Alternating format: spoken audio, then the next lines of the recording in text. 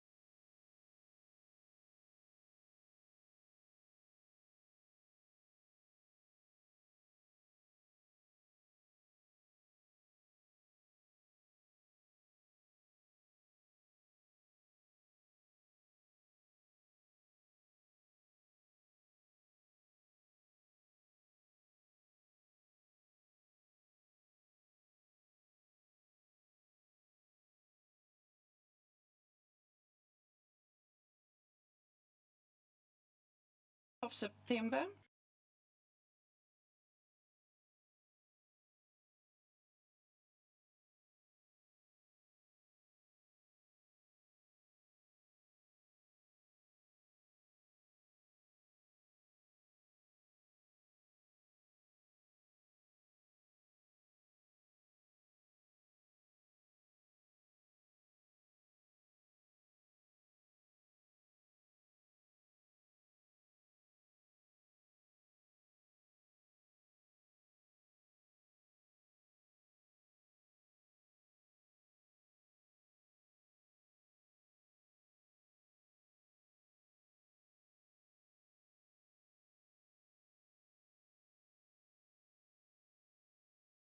In 2012, the ANC encountered another crossroads.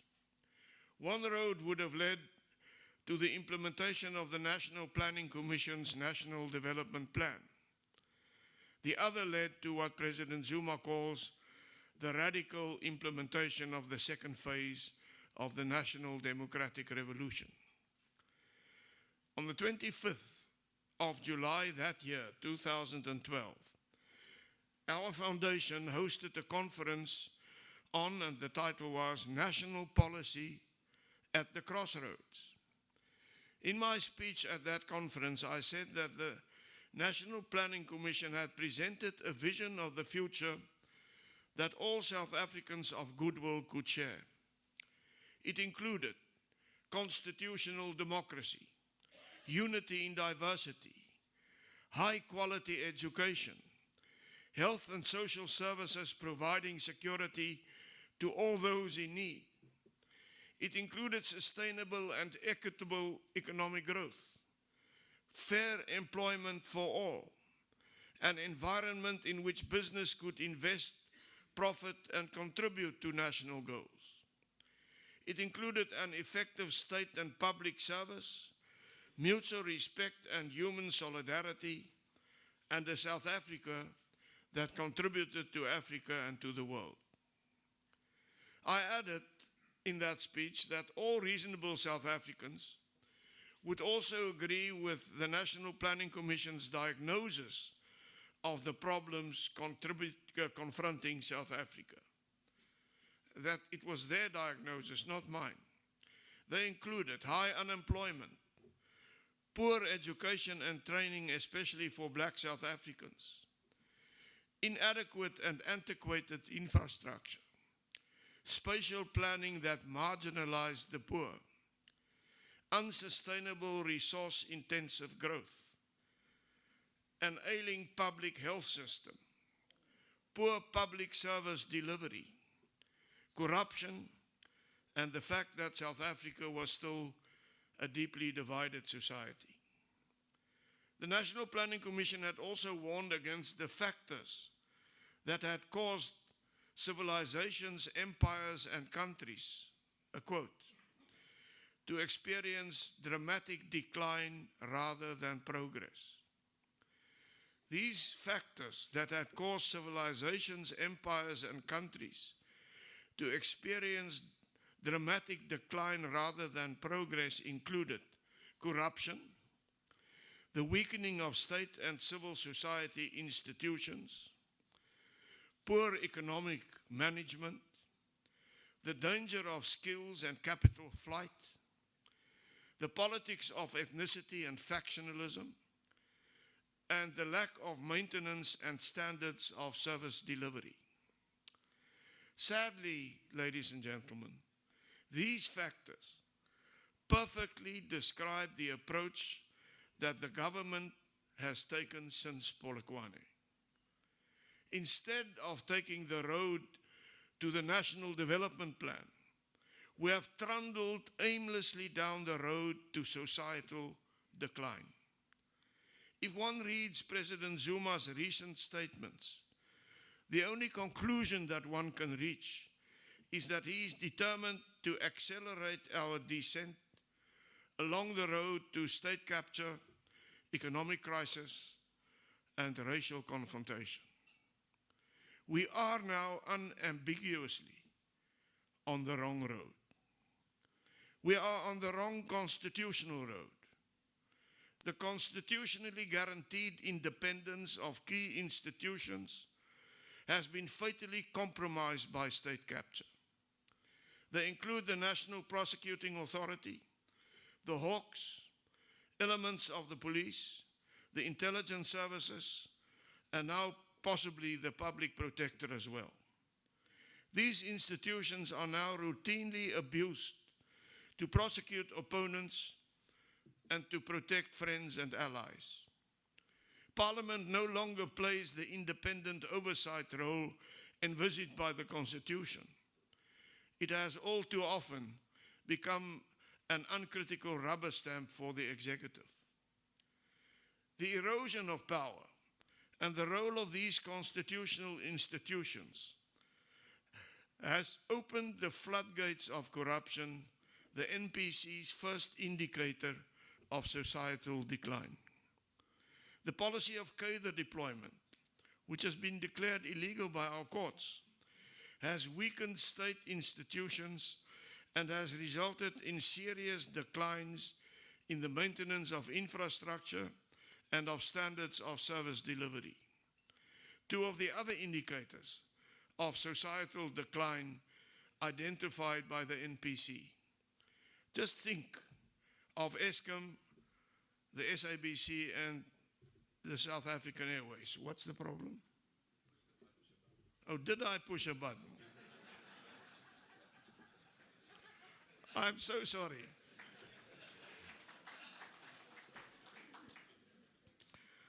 Fortunately, it's not the dangerous button that President Trump holds in his hands. We are, ladies and gentlemen, on the wrong economic road.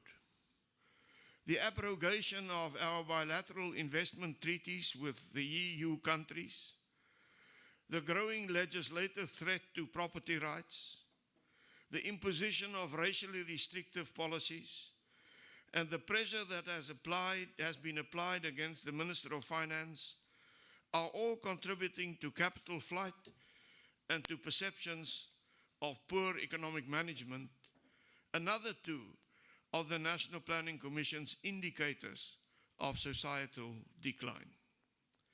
Finally, we are on the wrong road in terms of our need for national unity and non-racialism.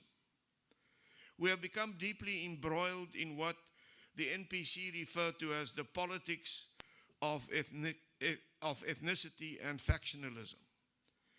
Our government has adopted an openly hostile attitude to white South Africans, based on negative racial stereotypes that itself avidly propagates and fervently believes. It is creating an adverse racial climate to justify the implementation of some of its policies, and most importantly, the implementation of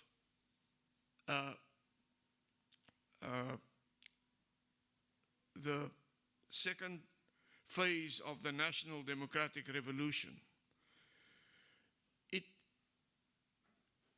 tries to justify the policies that are aimed at harming the legitimate economic and cultural interests of white and colored and Indian citizens based solely on their race. The National Democratic Revolution's goal, ladies and gentlemen, is to establish a national democratic society characterized by demographic representativity in every facet of society.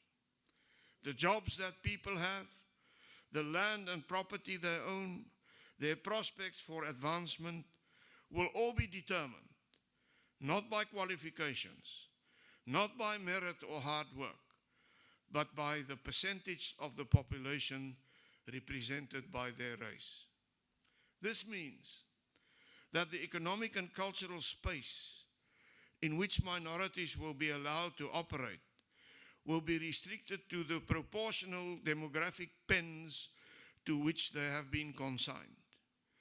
These pens will progressively diminish as the percentage of minorities in the total population declines. This is, for instance, bad news for whites who comprise 25% of the population over the age of 65, but only 5% of the population below the age of 5.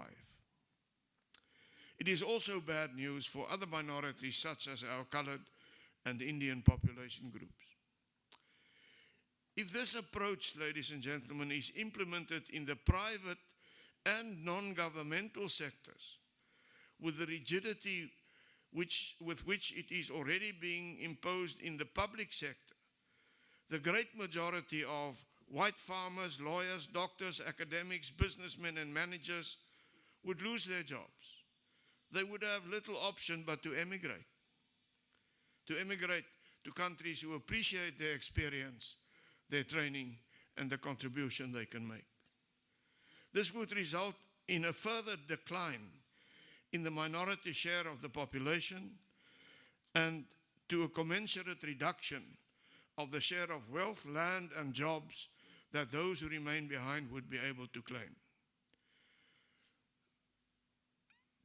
To overstate it, but to bring the point really across, it is a mathematical certainty that the rigid implementation of demographic representativity could within 50 or 60 years result in the virtual elimination of the white minority in South Africa. Another crossroads is looming towards the end of this year, when the ANC will again gather for its 5-yearly national conference. The ANC will be faced with stark choices. Will it continue along its present road to state capture, economic decline, and racial confrontation? Or will there be a change of direction? There are many decent members of that organization who are horrified by the direction in which President Zuma is taking the country. They are deeply committed to the vision in the founding values of the Constitution.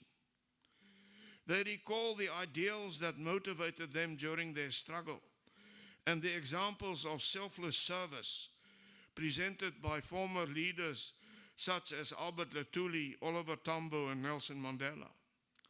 They would dearly love to put the ANC back on the road of constitutionalism, economic growth, social progress, and non-racialism. Inevitably, the ANC alliance will find it increasingly difficult to accommodate factions with such divergent attitudes, approaches, and values. At some stage, there will be a split between those who want to turn left down the South African Communist Party's road to socialism, those who want to remain on the gravy train of self-enrichment and racial entitlement, and those who want to return to the Constitution and to the vision of the ANC's founding fathers. This, I believe, could lead to a new political dispensation in which South Africans will come together on the basis of shared values and policies rather than on the basis of race. The good news is that the vast majority of South Africans of all races reject corruption, reject economic decline, and reject racism of any kind. Surveys show that most South Africans believe that race relations are improving and favor appointments based on merit rather than race. They are increasingly aware of the corruption, of the incompetence, and the self-seeking of the ruling elite. There is a very good chance that in future elections, these reasonable, balanced, moderate South Africans from all population groups will make their voices heard. In the final analysis, in our constitutional democracy, the people will determine which road South Africa will take. I have confidence that here at the crossroads at which we stand, which I tried to shortly analyze for you, I have confidence that the majority of South Africans will make the right choice. It will be the road toward the realization of the vision in our Constitution. The road to a society based on human dignity, on the achievement of equality, on the advancement of human rights and freedoms, on non-racialism and non-sexism, on the supremacy of the Constitution and the rule of law, and on a genuine multi-party democracy based on openness, accountability, and responsiveness. As I said last night at our dinner, in the end, at these crossroads where we now stand, notwithstanding all the negatives I've mentioned, I believe the glass is half full, and that we as a country have the capacity to break through to calmer waters and to bring South Africa to the point where it can fulfill its destiny, to be a shining light in Africa, to be the leader in sub-Sahara Africa, showing the way towards peace, towards successful fight against poverty and destitution, towards democratization. If South Africa fails, Africa will fail. I believe we will make the necessary adaptations, and the majority of the voters will use their power correctly so that we can once again take the right road and not wander onto the wrong road. Thank you very much, ladies and gentlemen.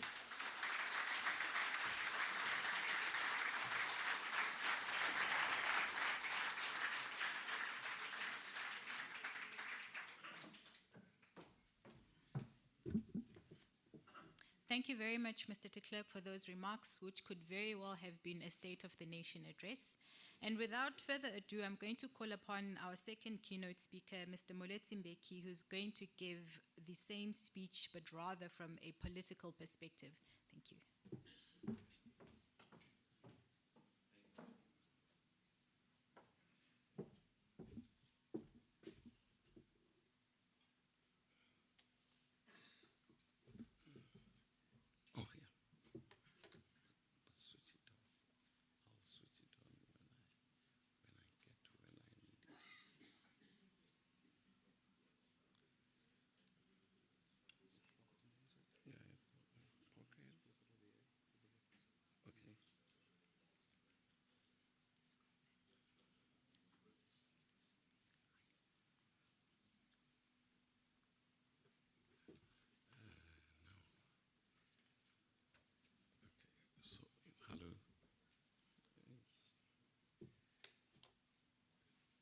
Madam Program Director,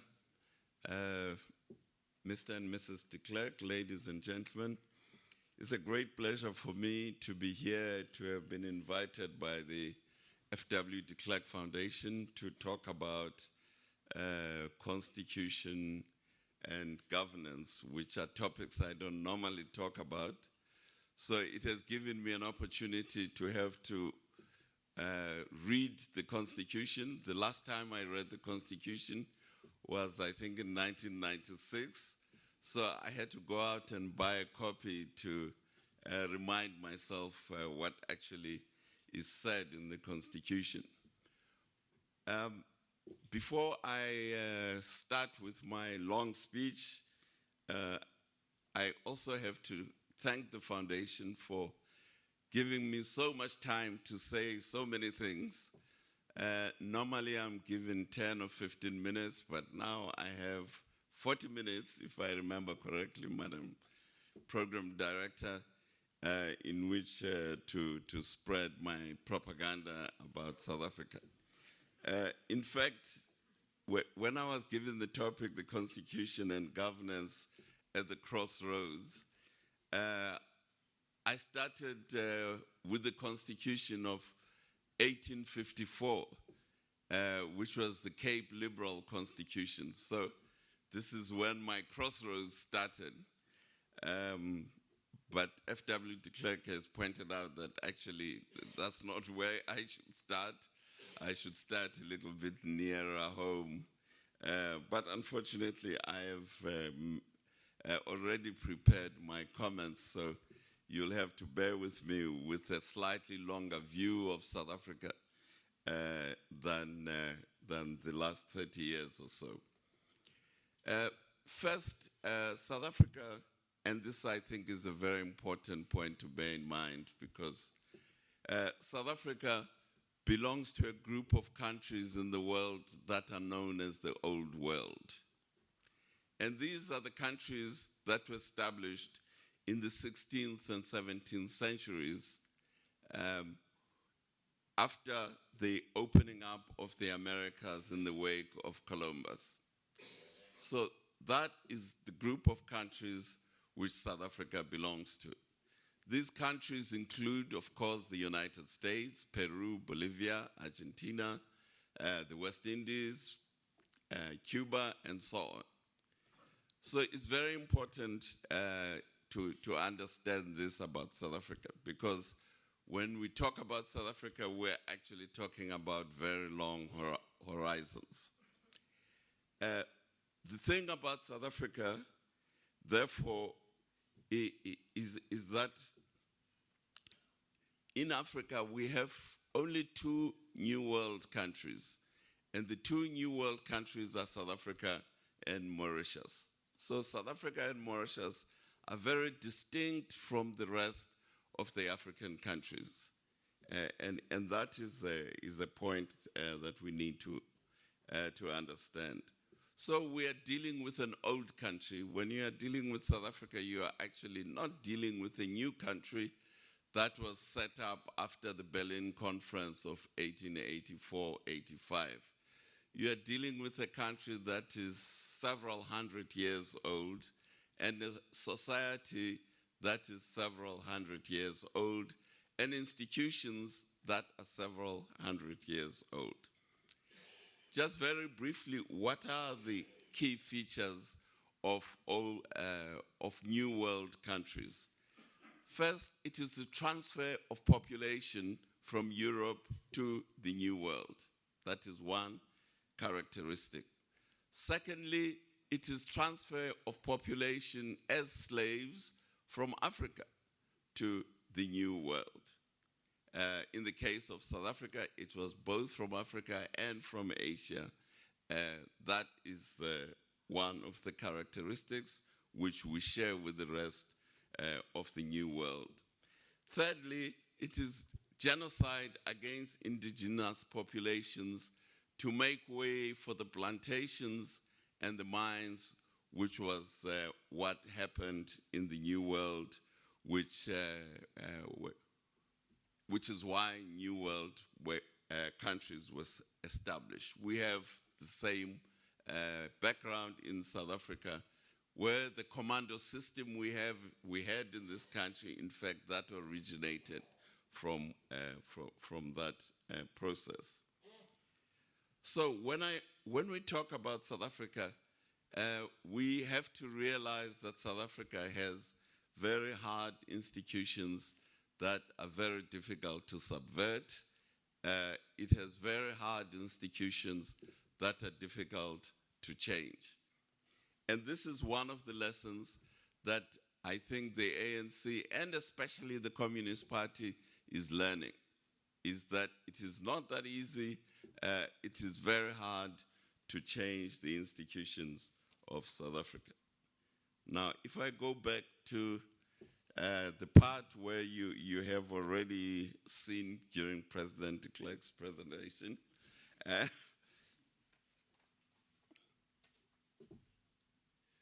I tried to, in a very short period of time, to show who are the people who are the forces, let me say, who condition South Africa's constitution and constitutional background, and especially who are very influential in South Africa's governance.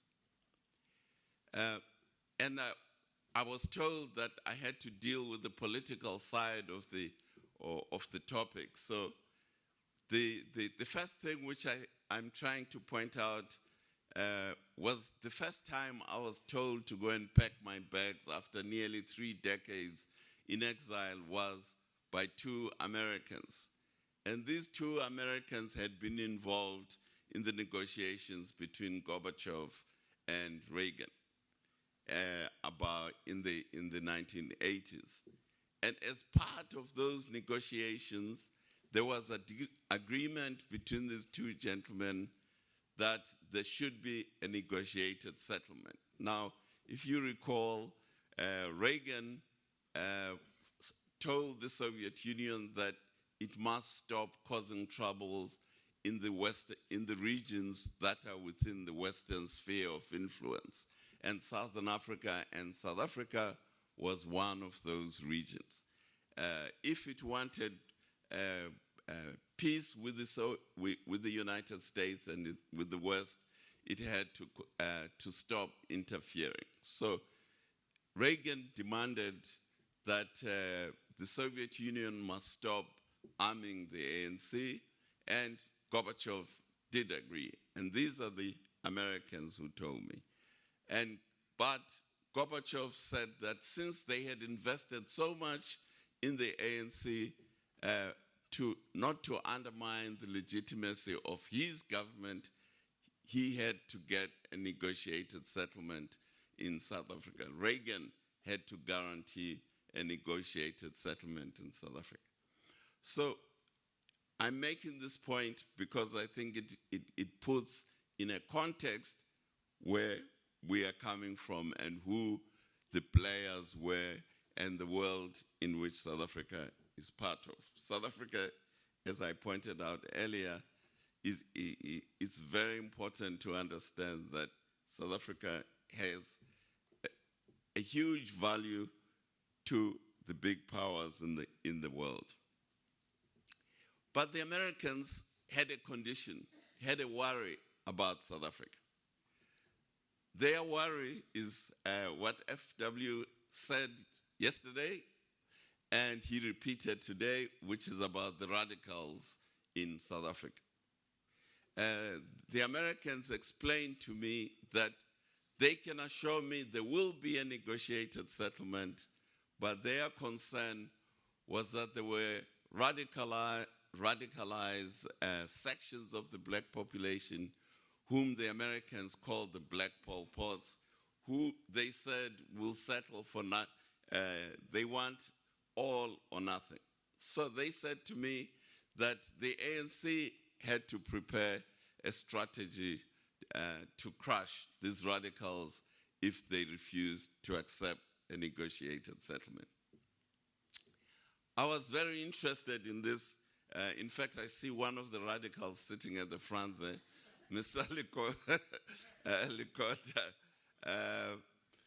So I asked the Americans whether they want me to convey this message to the ANC or because I was a student really at Harvard University and I was not a diplomat.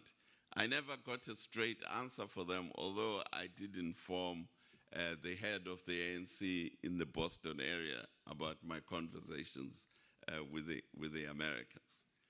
So again, it shows the position of South Africa in the eyes of the Western powers, that they have their own ideas about what the South African Constitution should contain and what the future South Africa should look like. The next time, I was always curious about how Reagan could guarantee a negotiated settlement in South Africa. My curiosity was answered when in August 1989, I was at a conference in Lausanne of leading. I was invited as a resource person to a conference of leading American leaders, the big committees from Congress, like the Senate Foreign Relations Committee, the Armed Forces Committees. They were having a conference in Switzerland on South Africa and on this, on how to solve the apartheid issue in South Africa. There were 3 South Africans there, myself and Francis Wilson, who were resource people, and Neil van Heerden, who was then Director General in the Department of Foreign Affairs. And what was interesting in that conference was Neil was given the platform to say where South Africa was going, what the future was. And what was interesting was that the Americans had invited senior political leaders from the United Kingdom. Sorry, I think I've gone too far. From the United Kingdom, from Japan, from France, and Germany. And so the Americans, at the end of Van Heerden's speech, they had a message which they wanted Neil to convey to the then incoming president of South Africa, FW de Klerk. And the Americans were very explicit that they want a solution to South Africa and a cessation of violence in South Africa. And they told Neil van Heerden, I don't know if he delivered the message to FW at the time, they told him to tell President de Klerk that if there is any more massacres of black demonstrators in South Africa, they were going to call on the UK, France, Japan, and Germany to impose the same sanctions that the Comprehensive Anti-Apartheid Act of the United States had imposed on South Africa. Lastly, Madam Chair, I want to mention the British perspective on South Africa. The British perspective on South Africa is that South Africa, again, they had to have a negotiated solution to its problems. And they explained what Britain's interests were in South Africa, which I have pointed out there. They explained that they are very concerned about the viability of the South African economy, and that the South African economy should continue in the way in which it was growing, and that it should be a westernized capitalist economy, but a prosperous economy. And they explained why Mrs. Thatcher was opposed to sanctions. They said that they estimate that they have 200,000 British citizens in the UK who depended on trade between the UK and South Africa. If the South African economy unraveled, these 200,000 people would lose their jobs. Secondly, they explained that there were 500,000 South Africans who were using British passports. If the South African economy collapsed, these people would have to go back to the United Kingdom. And lastly, they explained that there were 300,000 South African citizens who were allowed by British laws because of their ancestry would be allowed to come back to the United Kingdom. So they explained to me that their position, they are completely opposed to apartheid, but they are not prepared to have these million people to be uprooted in the process of change in South Africa. So I was told by the British that they were willing to do anything for South Africa as long as it did not involve sanctions. So why am I saying all this? Because we have parameters to our constitutional or political environment which the big powers, the big Western powers, desire for South Africa. But another important factor about the interests of the Western powers in the future of South Africa and in what South Africa does is the Cape route. Many of us think that Jan van Riebeeck came here to plant cabbages and carrots to sell to the ships. Actually, yes, he did that as well, but the most important thing about South Africa is that it sits at the entry and exits between the Indian Ocean and the Atlantic Oceans, which are two of the most important oceans in the system of the world, in the geography of the world, but especially in the trade between the West and Asia. So South Africa today remains, the strategic position of South Africa has not changed since 1652, when the Dutch East India Company here. In terms of the West, in fact, South Africa's strategic position is of even greater value today than it was in 1652. Because if you look at what is happening in world economy, there's a huge growth of the world economy in the Asia-Pacific region, so that today 40% of the world's trade goes through the Malacca Straits, and a lot of that trade goes around the Cape. I was reading in the paper the other day that Iran has started exports of oil to Western Europe, and they have bought a huge oil tanker that carries 2 million barrels of oil. And in this article, they point out that this tanker has to go around the Cape on its way to deliver its cargo to Rotterdam. So South Africa is of huge strategic value to the Western powers. And so what does this mean for South Africa?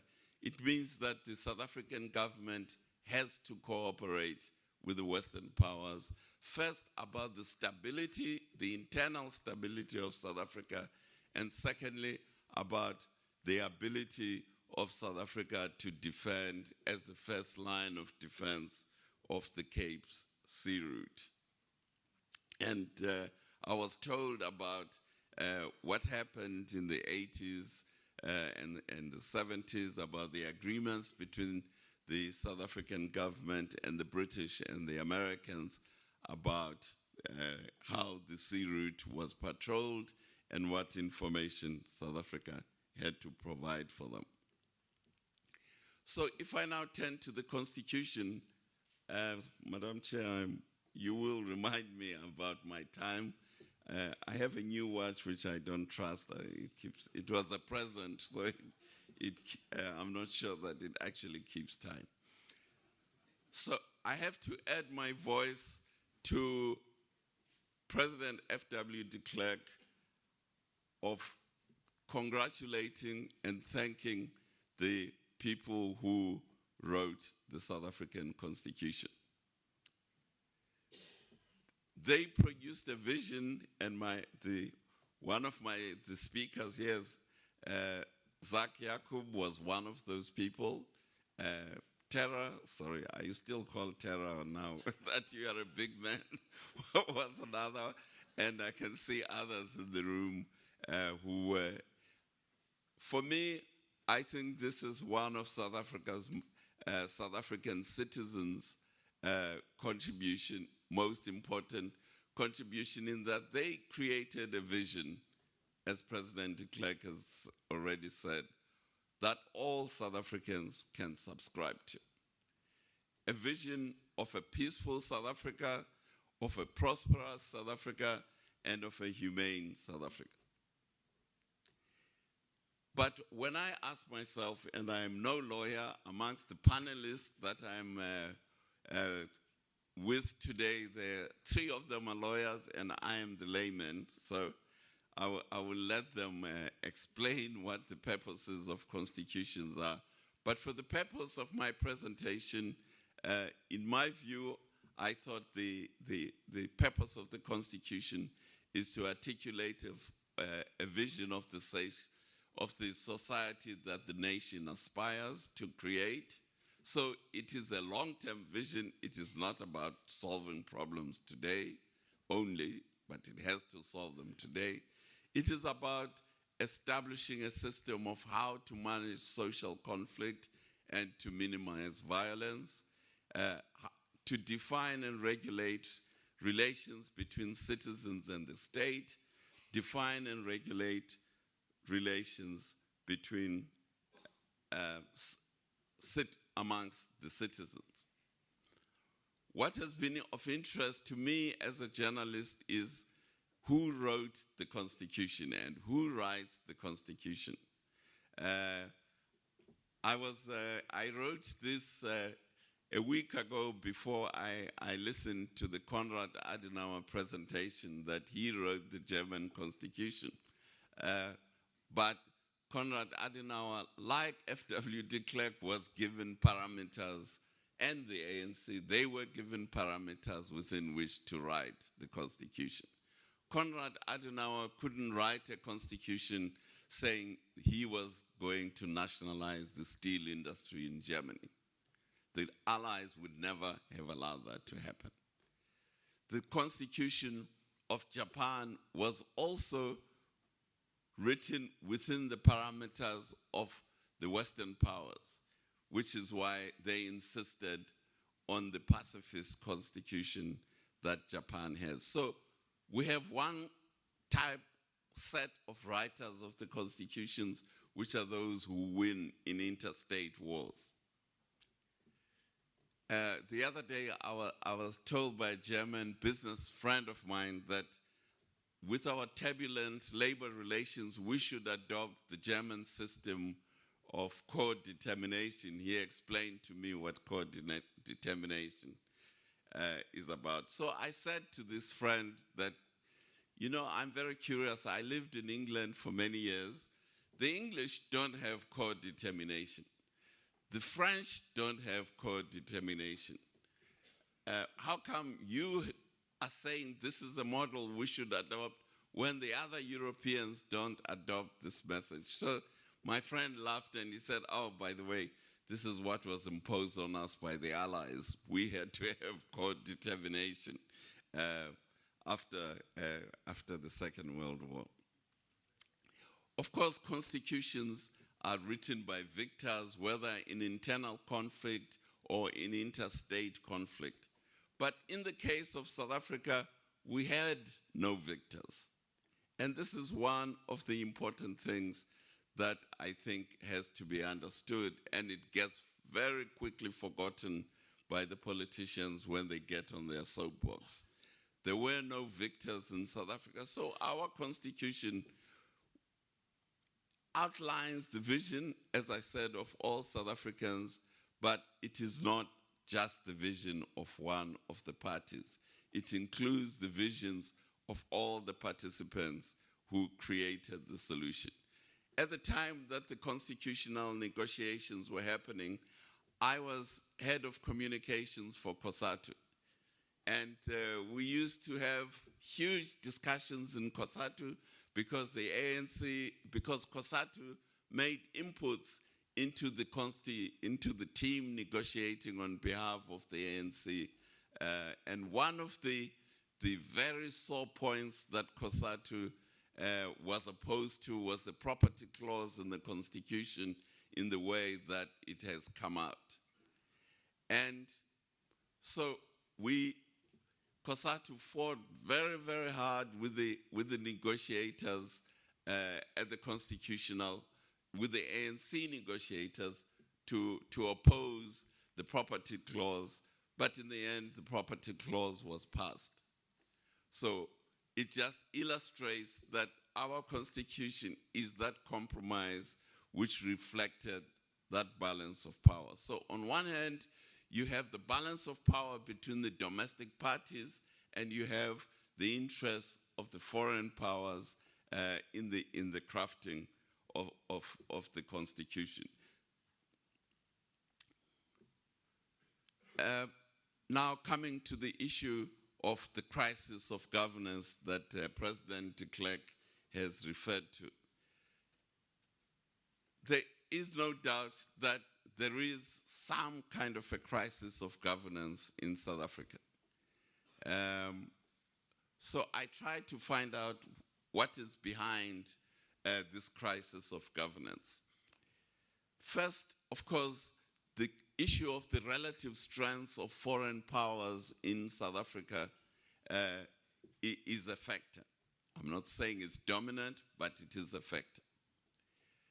Secondly, the inability of the domestic parties in South Africa of one of them to prevail is a factor in the governance crisis, because these parties both exist, they continue to exist, but they are trying to advance, notwithstanding the constitution, they try to advance their individual preconceived interests.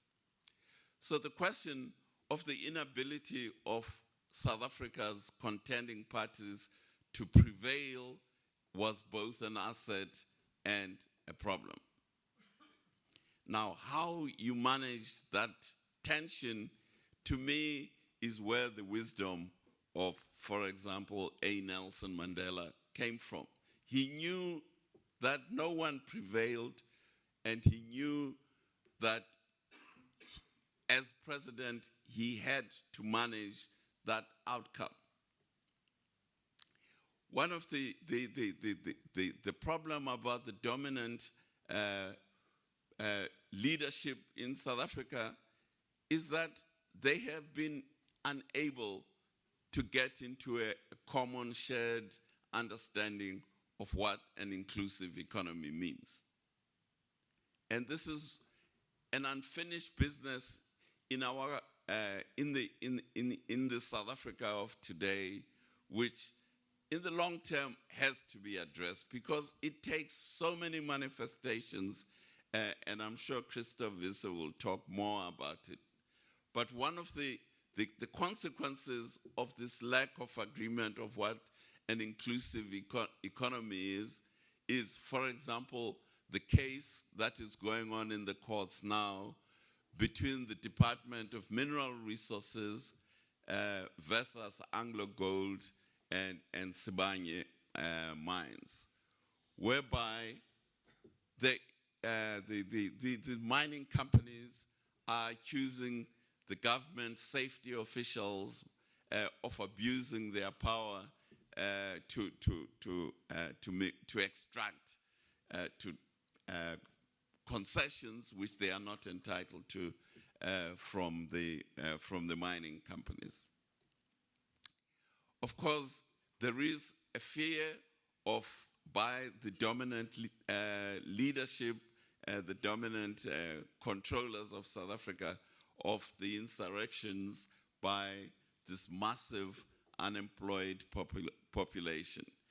And all these factors perpetuate the trial of strength that goes on in our society. Now, this is a huge problem for governance in our country when there is constant trials of strength, for example, between section of the private sector and the government of South Africa. Instead of the government working to advance the common interests of the people of South Africa, it is constantly at war with one part of the private sector or another part of the private sector, which is why in terms of governance in this country, it is very, very important, in my view, that we arrive at a consensus about what we need, what we mean by an inclusive economy. If we don't arrive at that consensus, as I will try and show, we will never have a growing economy, and we will head into the troubles that South Africa is always faced with today.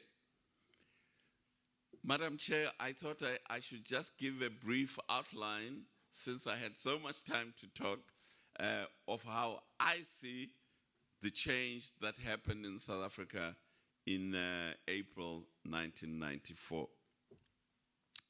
In my view, what we saw happening in 1994, and this is very important in terms of race relations, we saw the transfer of political power from the Afrikaner nationalists, or who represented the capitalists, both in the industrial, commercial, as well as in the agricultural sector, who had been ruling this country in the case of the National Party since 1924, except for a brief period during the Second World War. So the transfer of power was from that group to the black nationalists who represented essentially the black middle class first and foremost. That's where the transfer of power happened. The white people were not dispossessed of their rights. They retained their political, economic, and social rights. The black people gained the same rights that the whites had had before as of the 27th of April. So that is a point that is often misunderstood about South Africa. So I've tried to show the transformation that happened in April, to put it in a broader context by comparing South Africa to China, to the transformation that happened in China at about the same time. China transformed its economy. We transformed our politics. China did not transform its political system. We did not transform our economy. And this is one of the major problems that both South Africa and China are faced with. China successfully transformed its economy and abolished practically the communist system of property ownership, opened up the economy to private property, to multinationals. The consequence is what we all know about the success of Chinese economic transformation. China today has lifted hundreds of millions of people out of poverty. It has developed today the largest middle class in the world is in China, and it became, from a backward economy, it is today the second largest economy in the world. That is what the economic transformation that China achieved. That's what it produced. We in South Africa had political transformation, which was the democratization of South Africa, hence Convention for a Democratic South Africa. And again, the democratization of South Africa there is no doubt it's been a major success, notwithstanding the frictions that President de Klerk has outlined earlier in his speech and the ones I have also added to. But the democratization of South Africa is a success, huge success. South Africa has a functioning multi-party system, and it has a functioning independent electoral commission. Otherwise, the DA and the EFF would never have been able to win the metros that they won in the last local government election if we did not have a functioning multi-party system. They would never have been allowed, if we were like Zimbabwe, they would never have been allowed to win the Nelson Mandela Bay Metro, the Johannesburg Metro, the Ekurhuleni Metro, and the Tshwane Metros. So South Africa has a functioning multi-party system. We saw a few weeks ago what happens when you don't have a functioning multi-party system. We saw this in Gambia, and we have witnessed this in Zimbabwe since 2000, the consequences of not having a functioning electoral commission, independent electoral commission, and a multi-party system. South Africa has an independent media and an independent judiciary that is the envy, I think, of virtually all of Africa, certainly of many countries in Asia, including China. And of course, South Africa has a very independent and very commercially viable private sector. We have no crony capitalist private sector in South Africa, although some elements try to achieve this true black economic empowerment, and I think that project has essentially failed. But there are consequences for our not coming to a consensus about what inclusive economic development is, which are all well known to us. The low economic growth with the massive disincentives of government intervention, which disincentivize the investors from investing. Our continued dependence on mineral and agricultural exports, and the very high level of suspicion between the political elite and the economic elite, and the very high levels of poverty that we have in our country. All these have their massive impact on the governance of South Africa. So what I thought I should do, am I going backwards? Yes. Now, one of the consequences of, as I pointed out, of China not undertaking the political reforms, but only undertaking economic reforms, is that the political system is in conflict with the economic system in China. And the Chinese Communist Party is now trying, instead of reforming the political system, it is trying to divert attention by looking for foreign enemies.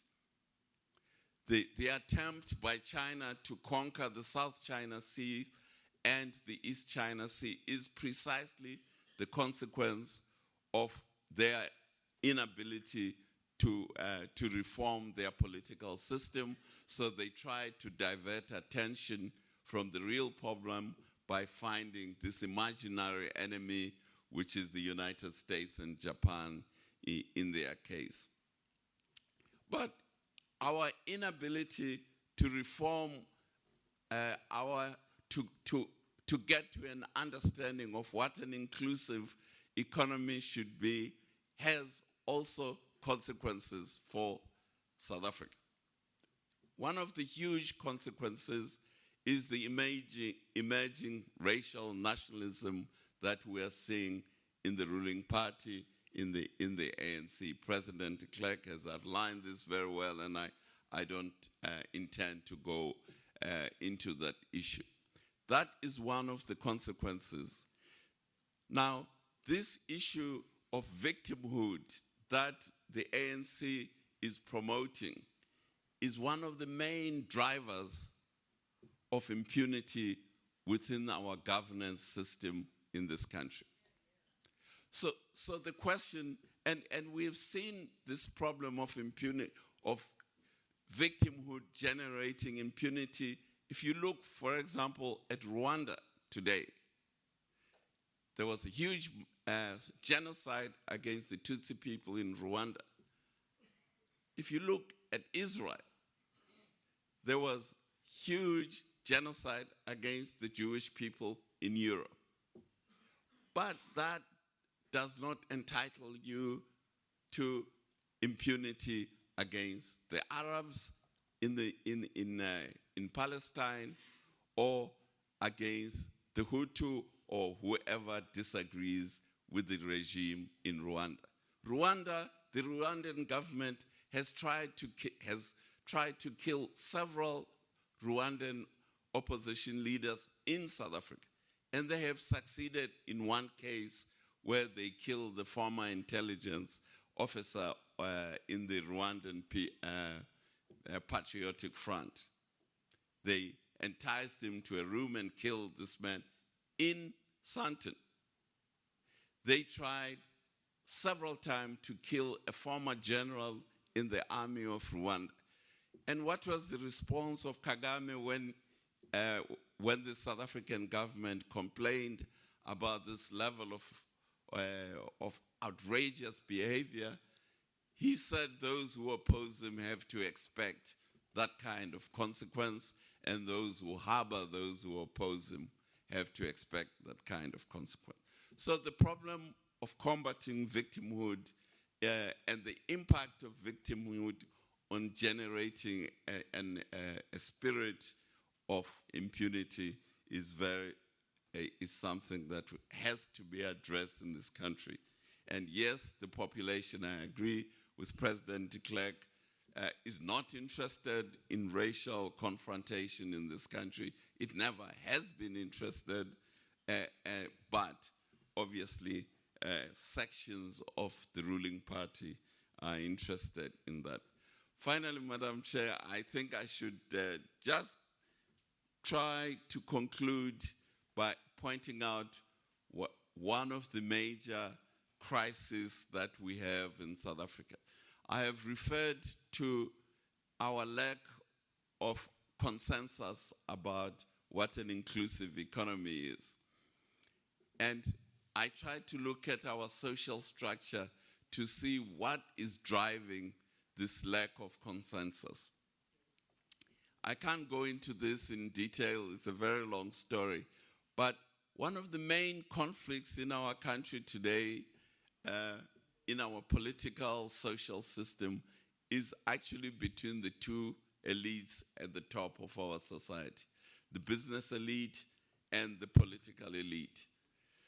The political elite in South Africa is trying to get access to the assets of the business elite, and the business elite has to defend its assets in a whole number of ways, one of which is low investment, one of which is capital flight, and so on. So this causes a huge gridlock in the economy of South Africa. I showed this social structure to the statistician general and asked him to give me the numbers of people who belong to each one of these social groups. And these are the numbers that the statistician general generated.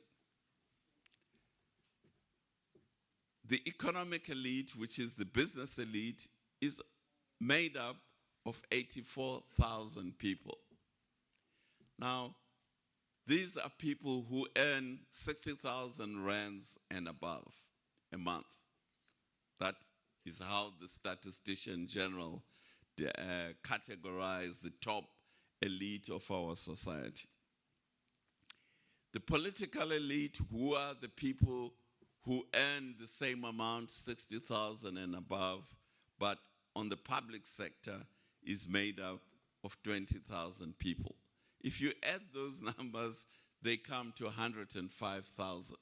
So the people who control South Africa, and that is telling you something about inequality in this country. The people who control South Africa is only 105,000 people. They control the business, they control the politics, they control the local government, the provincial government, the parastatals. You can fit them into the FNB stadium outside Soweto, but they will never get the two of them together because they so distrust one another that they would be nervous of going to sit next to one another at the FNB stadium. But we have in South Africa what is called the middle class. Again, on the public sector side, these are people who earn between 12,000 and 60,000. On the private sector side, we have 1.5 million people. And on the public sector side, we have 750,000. And these make up nearly 10% of our working age population. I don't want to go through all this, but if you look at the single largest population group in South Africa, is what is called the underclass and unemployed, which is nearly 12 million people. Now, the working age population of South Africa is 23 million people. These are people between the ages of 15 and above who are not at institutions of learning. So if you add up those numbers, they give you 23 million people.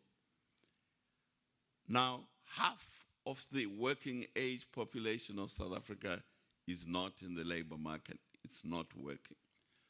So you can see why it is so important for South Africa to find a solution to that crisis. The crisis of lack of trust between the business elite and the political elite. If you look at what I call the vulnerability, let's say, of the business elite, because the business elite has no political power, it lost political power in 1994, it has no security of asset ownership. Property rights in South Africa are very weak, and you have seen the land reform laws, we have seen the President de Klerk has referred to the cancelling of the binational treaties for foreign investors and so on. So the business class in this country is exposed to asset seizure. Secondly, it's exposed to huge taxation. It is exposed to corruption by the political elite, and it is exposed to the mismanagement of the macroeconomy. And we have seen this with the tinkering around with the position of the Minister of Finance and the consequences that this causes. So, Madam Chair, I want to conclude my presentation by first showing you graphically what the society of South Africa looks like. This is a totally unsustainable society where 49.7% of its adults don't work. It is a very unsustainable society where the elite and the middle class are only 10% or 12% of our society. If you compare the proportion of the middle class in South Africa to the proportion of the middle class in China or in an average Western country, it's a far, far bigger population than what you see in South Africa.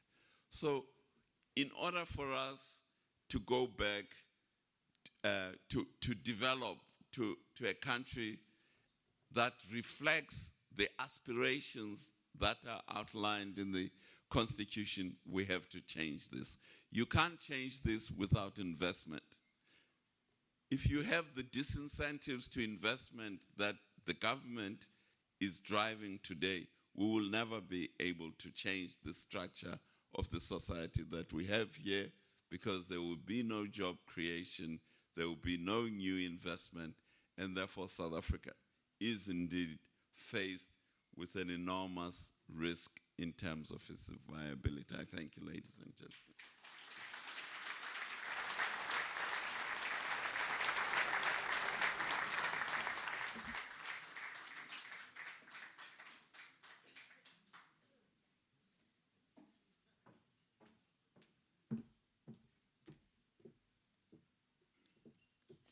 Thank you, Mr. Mbeki, for applying that historical lens on the political perspective on whether South Africa is at the crossroads. Ladies and gentlemen, we've come to the time where we should pause for tea. And outside in the foyer, there's tea and coffee and other snacks. And please, please help yourselves. And thereafter, if we could be back in this room at exactly 11:40. But going forward, I'm going to be handing the floor over to Ms. Zora Dawood, who is the director of the Center for Unity in Diversity.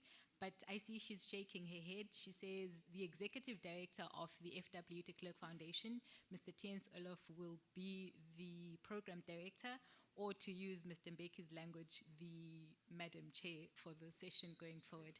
Thank you very much, ladies and gentlemen.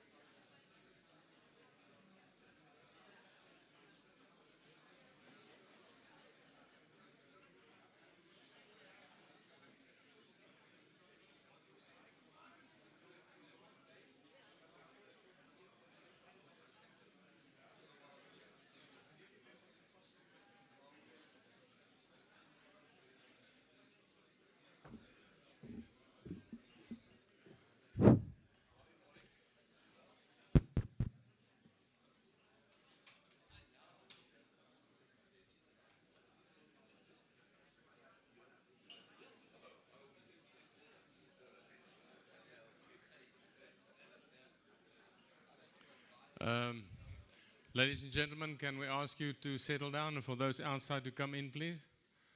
I know the cappuccino machine had worked overtime. Fortunately, I think if you haven't received, you want to quickly pop out, you're still welcome to do so. We're getting to the second two speeches. It is not Mr. Mbeki who used so much of his time. I think the comfort break took a little bit longer. But I'm quite confident that we'll be able to finish in time. I'm not going to take away from the time of the speakers, but I want to ask to the podium Justice Zach Yacoub. I met him at the negotiations at Kempton Park, and he said the other day that he remembers me for many things. Some of them are positive and some not so positive. Zach, welcome. We look forward to your speech.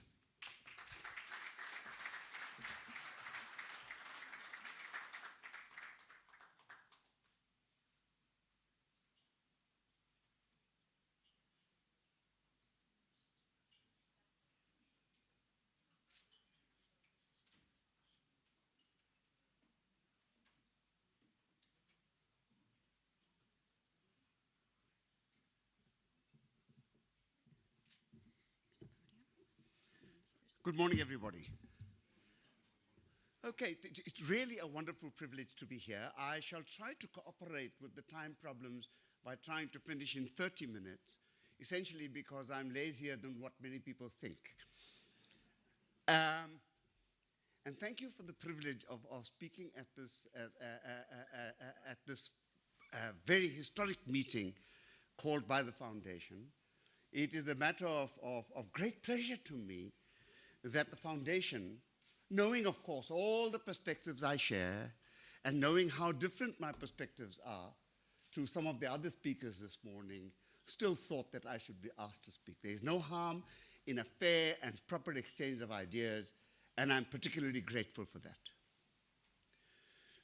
My starting point is context.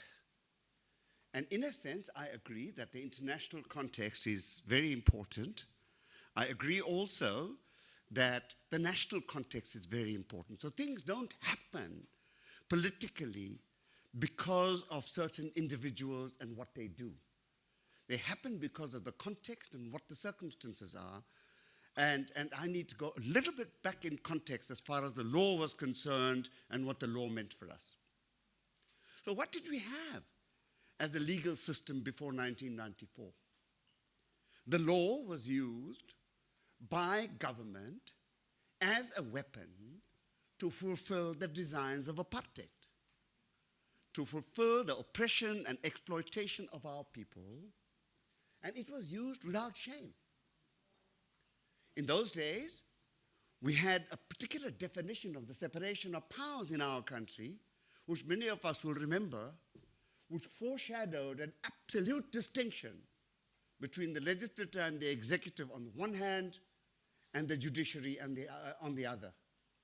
And the learning at that time was that it is the job of the legislature to make the law and the job of the judiciary to interpret the law. It didn't matter whether the law was just or not, because as long as the law was the law, whether it was good or not good law was not important as far as the judges of those days were concerned, nor was that important as far as the government of that day was concerned. Nevertheless, I must place on record that not all the judges of the time, even though they were appointed by the Minister of Justice, were, in a sense, completely under the control of government. And therefore, law is quite a fascinating weapon, because it can be used by the oppressor to oppress you, but because it is a weapon which is flexible and multi-sided, it can also be used for the purpose of gaining freedom. So the law during the time of apartheid was used by the oppressor to oppress us, but it was also capable of being used by us for defending ourselves. So that, just to give you one example, Section 29 of the Internal Security Act provided, and these were the ways in which control was maintained, that if a police officer had a reasonable belief that somebody was conducting certain activities, that person could be detained initially for 90 days, then they extended it to 180 days, and then they extended it to indefinite detention. That's what we had. And the law provided that no court on earth would be able to pronounce on the validity of the detention. And a lot of conservative judges in a case many years ago held, and that's because there are limits beyond which even that government at that time could not go. A lot of conservative judges came to the conclusion that it had to be a detention in terms of that section before the judges could not interfere. And therefore, the judges had the power to decide whether it was a detention in terms of that section or not, which was quite interesting in many ways. But the point I really want to make is that the law was used as a weapon by both sides in the course of our struggle for democracy as things continued. And the law remains that weapon. So the context, as far as I'm concerned, many aspects of the context have been emphasized, about which I agree. But for me, the context was the way in which the struggle between the oppressor and the oppressed, including the people inside the country, progressed. And while I agree with the relationship between the two political parties, the importance of the ANC, the developments in the international sector which have been referred to, one of the matters that was fairly important was the balance of forces between those who supported the African National Congress and those who supported the opposition. We could not get more than the balance of forces were prepared to give us, and obviously both sides fought very hard to get what they could during the negotiating process. And I want to talk about that process for a while, because that process began only because the balance of forces was such within South Africa, only because the National Party was in a position where it had to negotiate at that time for a whole range of reasons.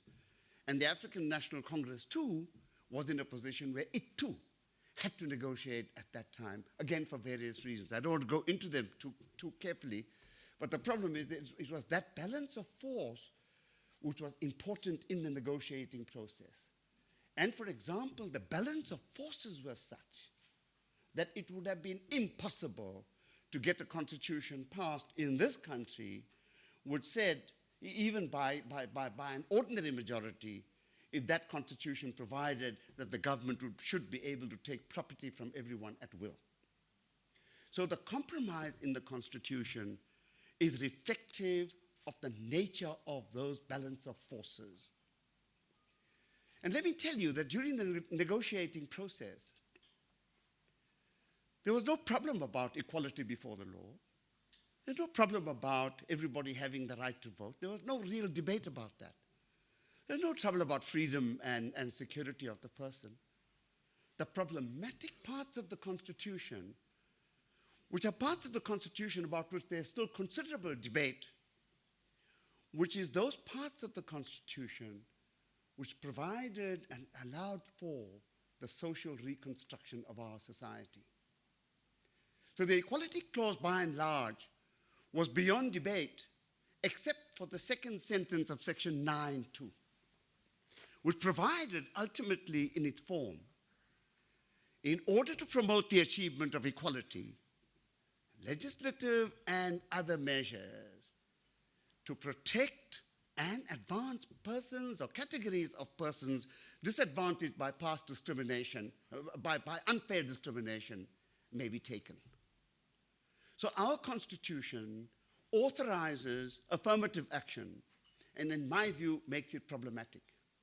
So there may be a problem about the way in which black economic empowerment is done. There may be a problem about categories of persons being advanced who should not be advanced. And there's a huge problem about that, because black economic empowerment has benefited the wrong people. But the obligation to have legislative and other measures to advance persons disadvantaged by past discrimination in order to achieve equality is a fundamental pillar. And it took many, many years to negotiate. And the crossroads which we are coming to at that level is that we have not done enough to advance categories of persons disadvantaged by past discrimination. And we need to do more at that level as far as we possibly can. And I think part of the reason for that is that there has been too much corruption in government, there has not been a particular purpose to advance those categories of persons and so on. And in a sense, we have not had the realization in our country that it is in the interest both of capital, labor, and the politicians to ensure that those categories of persons are advanced. So that's the first part of our constitution, which I need to draw attention to, which is very, very important for the reconstruction of our society, which was debated at length and which was adopted. Then, of course, there's the property clause. The property clause in our constitution is not as bad as it is, it seems to be. It allows for reconstruction, and it allows for the expropriation of property, not at market value, but it allows for expropriation of property at fair and just compensation, taking into account a whole range of circumstances. Property owners were quite content when government continued to pay market value for properties during the first 25 years of its existence when it expropriated them. One wonders why government continued to pay market value. And any speculation I may have in relation to that will probably be defamatory. But the property clause certainly represented a very interesting reconstructive balance between the owners of property on the one hand and those who did not own property on the other. It provided possibilities for government to expropriate more property and pass it on to communities and effect that balance in the right way. It provided for reconstruction. It provided for a better system of property. It provided for a situation where no one could be evicted from their homes without just cause and without an order of court taking into account all the relevant circumstances. So that is one more aspect in which the Constitution attempts to effect a balance, and in my view, the right balance between the owner of property and those who do not own property, the occupiers of property.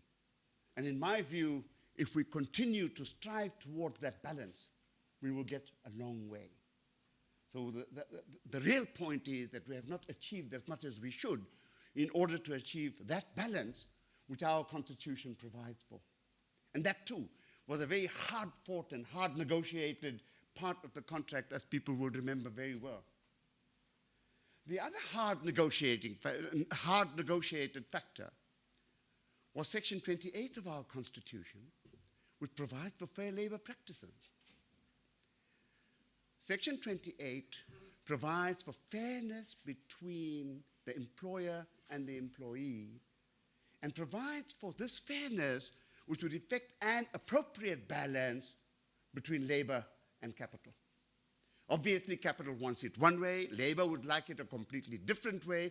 Capital will say that labor has gone too far, labor will continue to say that capital exploits too much. But ultimately, what our Constitution requires is the dynamic standard of fairness.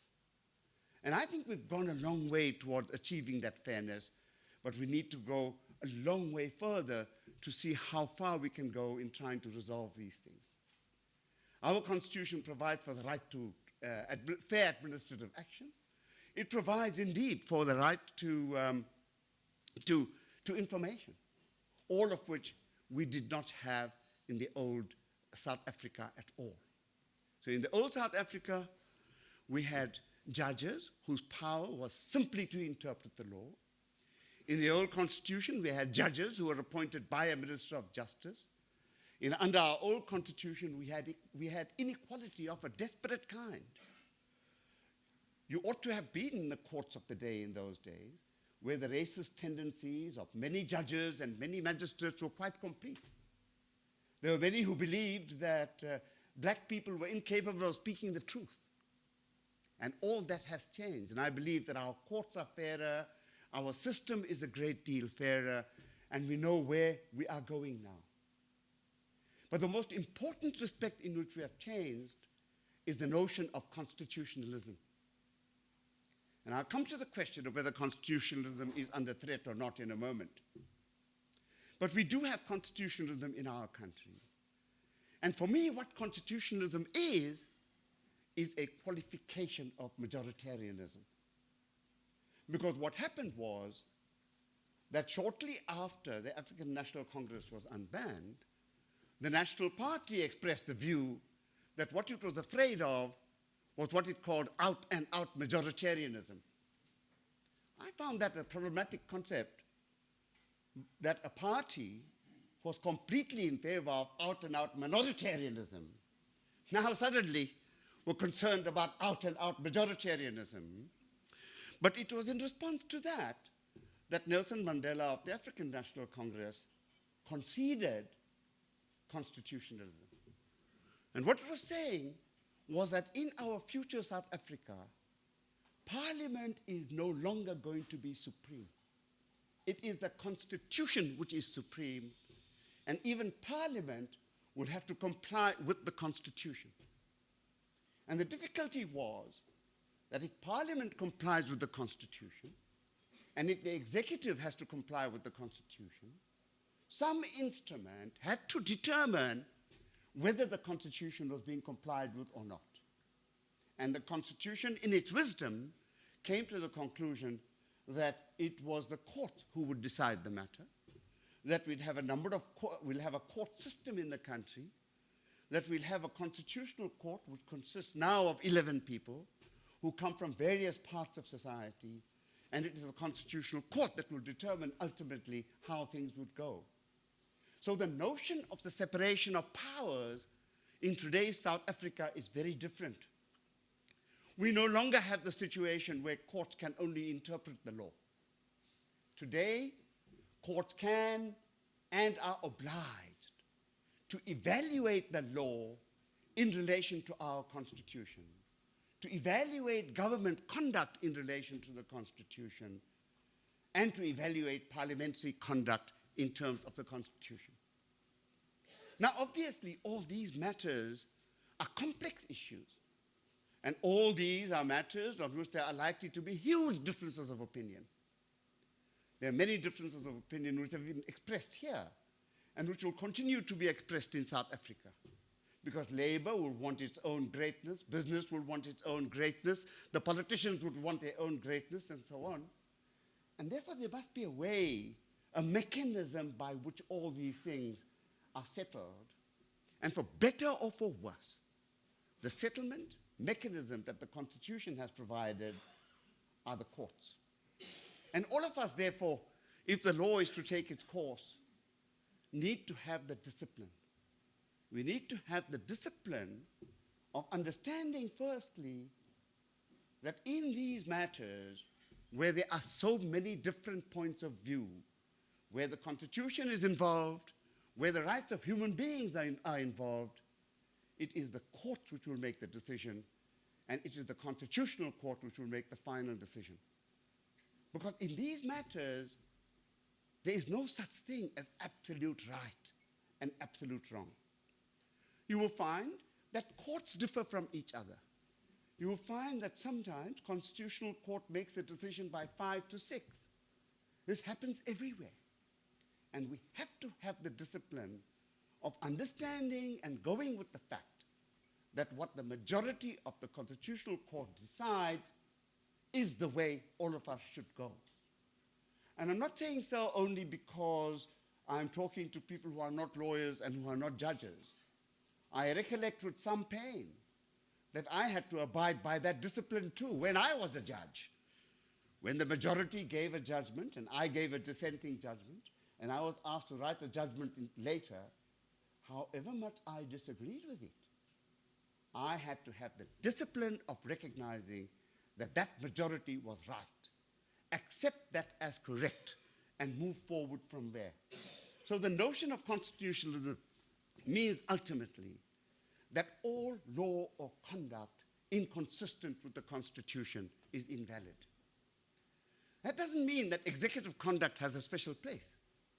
Many people say that courts should not make policy decisions and policy judgments on government policy and so on. And yet our Constitution provides differently. It provides that all law or conduct inconsistent with the Constitution is invalid. And therefore, even if there is executive conduct which is inconsistent with the Constitution, it is indeed invalid. So we have a different way of determining the separation of powers today. The separation of powers is about courts determining whether government complies with the Constitution. And the crossroads really that we're at is for how long are people going to continue to rely on the courts to determine their disputes? One would have expected that the fact that courts can determine these disputes would mean that when political parties or others have disputes among themselves, they would realize that one or other of them would lose a fight in court, and therefore one would expect both sides to be somewhat reasonable in their debates, understanding that they might lose. One would have expected reasonable engagement between people at one level or another. And the crossroads which are really coming now is whether people are going to try to obey the Constitution and act in accordance with it in a good faith way, or whether ultimately the courts have got to intervene more and more in debates. It is true that courts, it's not a good society where courts have to intervene. But that does not mean that courts should themselves exercise the discretion not to intervene. If a court has a duty to act in the constitutional arena, then courts must intervene whether they like it or not. What we need is discipline on the part of political actors, discipline on the part of people in our society to ensure that they all try to conduct their affairs spontaneously in accordance with the Constitution, so that the need for court intervention is reduced considerably. So whether courts are obliged to intervene or not in a particular matter is determined not by the attitude of courts, as it is very often believed. It is determined by the conduct of people. So, if, for example, the president of our country had understood what was obvious to all, that money spent in his favor ought to be paid by him, the court would not have had to intervene. Now, who do you blame for that? Do you blame the courts? Or do you blame, do you blame the president who refused to pay back? Whose conduct was, in a sense, unreasonable in that matter?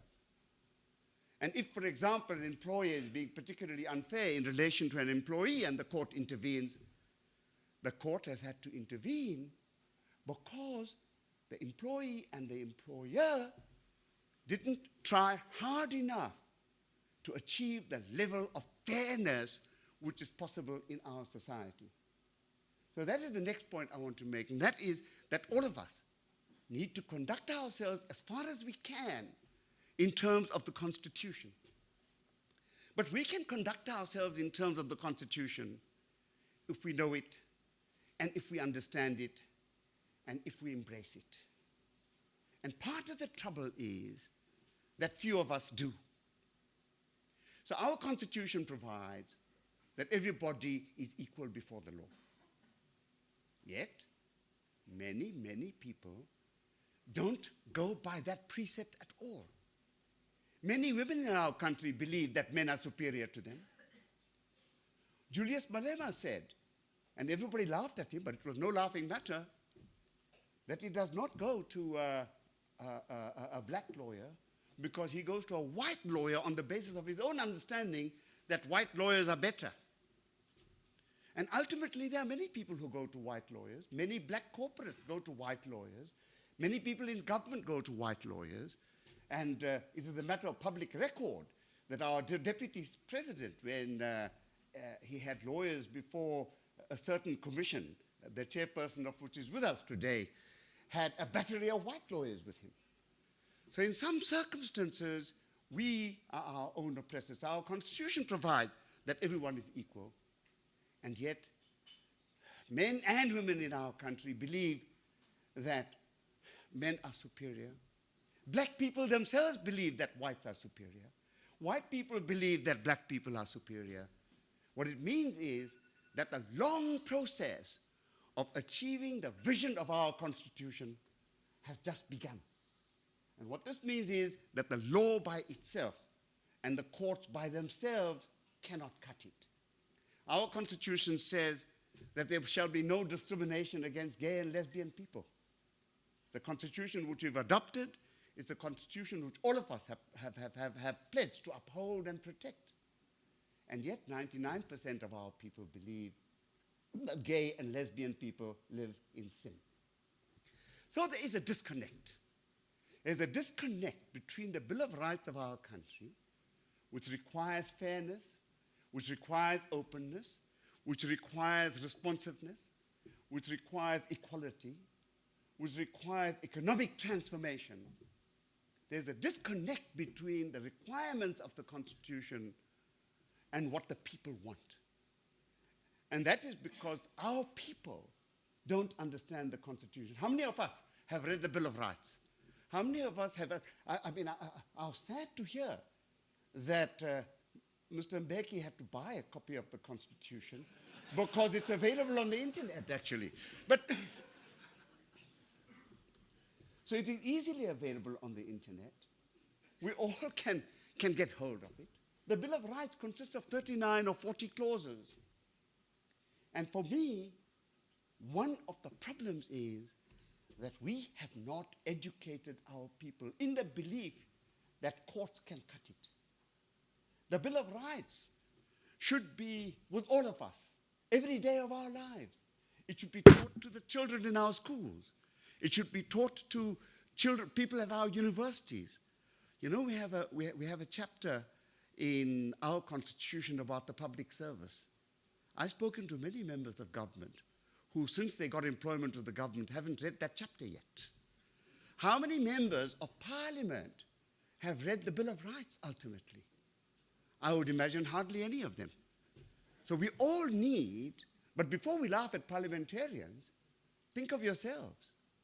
How many of you have read the Bill of Rights carefully at night, every night, understood what it means, and committed oneself to it? So the process of becoming non-racist, non-sexist, and fair, and embracing constitutional values is a good one. It is a very, very difficult one. And I want to say that we've come to the crossroads because the law has done as much as it possibly can. The law and constitutional court judges can't cut it. We have to have a kind of social revolution in which all of us begin to understand the Constitution, begin to understand what it means, begin to embrace its values, and ensure that we live its values. And having begun to live in our own lives the non-sexist, non-racist values of our Constitution, having lived ourselves the values of equality and fairness, and I would like all employers to think about fair labor practices, begin to understand what it means. It's not about simply ensuring that we get more investment in our country regardless of the cost. Ultimately, if all our workers earn very little money, it will be very easy to get investment because capital wants more profit. Our Constitution tries to achieve a different balance. And my difficulty is that we have not internalized what that balance really means. But what is important is that we do have courts in our country. Those courts are appointed by a different process. Those courts are not simply appointed by the Minister of Justice of an oppressive regime. And it is these courts which have had the courage to say that the government was wrong when the government was wrong, and has had the courage to say that the government was right when it thought it was right, even in controversial circumstances. So I would say that our Constitution has deeply affected the separation of powers in our country. Our Constitution has made the law a very important weapon to fight for poor people, to ensure that it is possible for courts to stand between the government and poor and disadvantaged people, and that our Constitution makes it possible for courts to intervene in various matters. But the more important point I want to make is that the less the intervention of the courts is required, the better. And this will be rendered possible if all of us embrace the values of the Constitution, live its values, and make sure that we, in the first place, understand the Constitution and try and comply with it. So for me, the next 25 years ought to see a transfer from the court being important and enforcing the Constitution to a situation in which the people of our country will spontaneously and quite properly enforce the Constitution, so that the intervention of the courts would decrease considerably. And that is the challenge which lies ahead for all of us, for politicians, for teachers, for the ordinary people in society. And that social revolution has to begin now. And I hope that the foundation will, in its future plans, make some contribution towards ensuring that the Constitution becomes an important part of the reservoir of knowledge, or not the lawyers and judges of this country, but the people of our country. Thank you very much.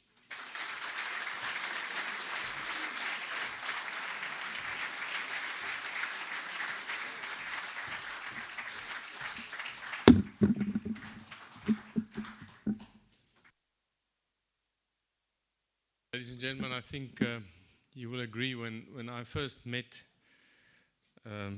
Zak Yaqub, he was an activist lawyer, and today we heard a constitutional judge. Thank you very much.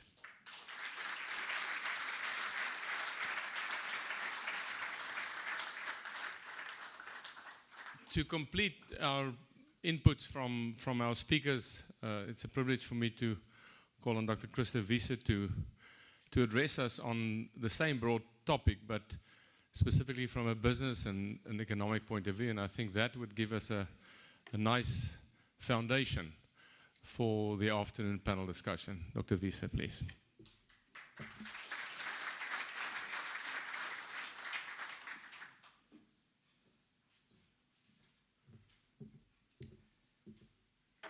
Mr. and Mrs. de Klerk, Dr. Elof, ladies and gentlemen, thank you very much for the invitation to participate in this very important conference. I want to say at the outset that I'm fully aware of the risk of a speaker getting between an audience and its lunch. However, I'm not going to commit to being brief, because too often I've been in the audience when a speaker started off saying, I intend to be very brief, and I knew that I had to prepare myself to spend a much longer time listening to the speaker. Now, I'm supposed to talk about the business perspective. To start off, to state the obvious, there are diverse, sometimes conflicting business interests. The interests of manufacturers seeking protection from imports and subsidies for exports differ from the wholesaler and the retailer wanting to offer consumers an expanded product range at lower prices. The interests of a street vendor or spaza shop differ from those of a formal retailer or supermarket. But in a wider sense, they all share the same desire and need for a business-friendly climate created by government.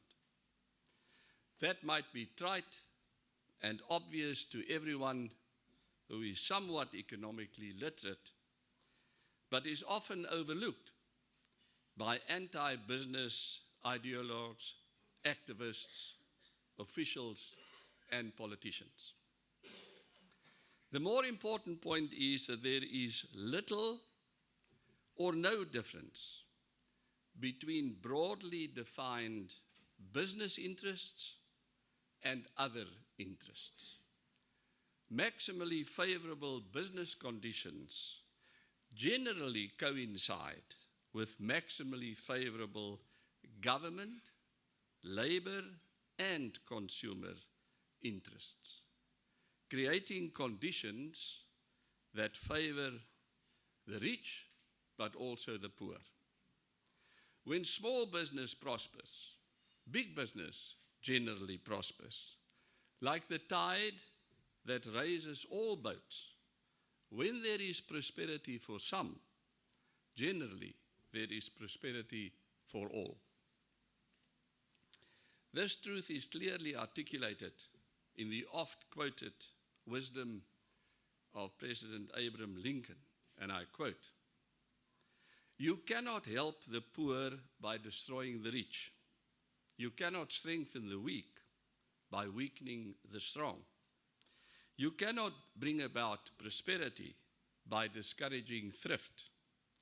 You cannot lift the wage earner up by pulling the wage payer down. You cannot further the brotherhood of man by inciting class hatred.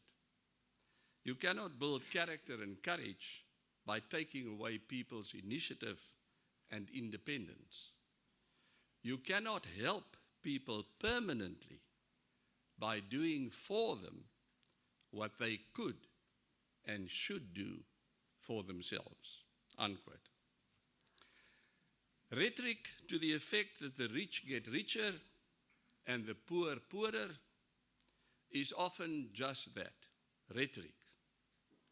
That is not to deny that all over the world there is concern about existing and growing inequality. Most intelligent people recognize the problem. The difference is in how we plan to address it. Thomas Piketty's Capital in the 21st Century offers one possible plan, which is, in my view, what is called a zero-sum game, that you have to take from some and give to others to reach the equality. Rather than looking for the solution where it should be found, namely in the correct government policies. In the real world, the individual living standards of virtually all people rise or fall in unison. The assumption of adversarial interests diverts us from mutually beneficial cooperation to mutually damaging conflict. The question posed today is at the crossroads again. May I point out that being at a crossroads is currently not a uniquely South African dilemma. Consider Britain with Brexit, Europe with an aging population and a migrant crisis. The apparent rise of populism across the Western world, and the gorilla in the room, Donald Trump in the White House.